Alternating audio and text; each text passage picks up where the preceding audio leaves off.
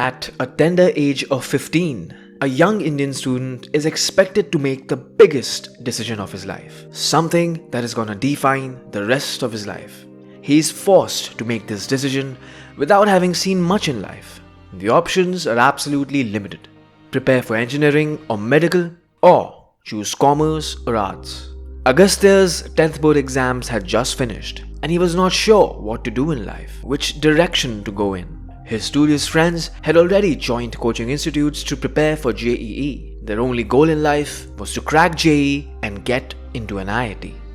Meanwhile, Agastya was spending his time listening to music and reading all sorts of books. It made him really happy. He had a feeling that the rat race was not meant for him. But Agastya's parents were not happy at all. Not at all.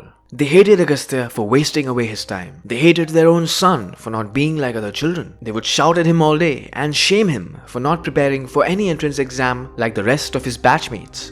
The advertising game of the coaching institutes was really strong. Agastya's parents saw huge hoardings of coaching institutes advertising their success rate, all in their rank 1, all in their rank 2. They wished Agastya joined one of these institutes as well.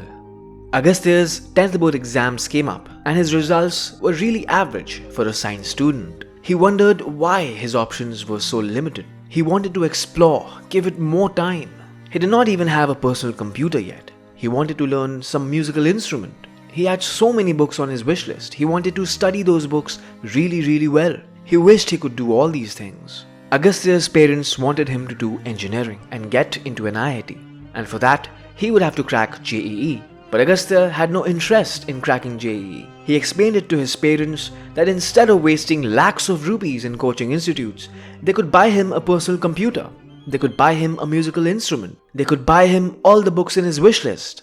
But they did not listen. Indian parents control their children through guilt and shame. And that's exactly what Agastya's parents did to him. They told him they had spent so much on his education. They had done so much for him. And here he was, being a really bad son. Agastya really felt guilty. He felt as if he would do something wrong if he goes against his parents' wishes. So Agastya decided to obey what his parents wanted. The very next day, in the scorching summer heat, Agastya and his dad went to the best coaching institute in town. All the 5 state toppers that year were produced by that coaching institute. In fact, the All India Rank 1 was produced by that coaching institute.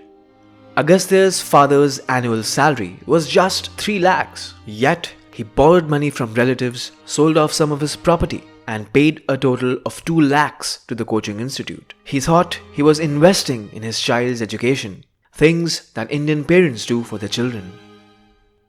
Agastya got his coaching uniform, he got his ID card, along with a lot of study material for the first few classes.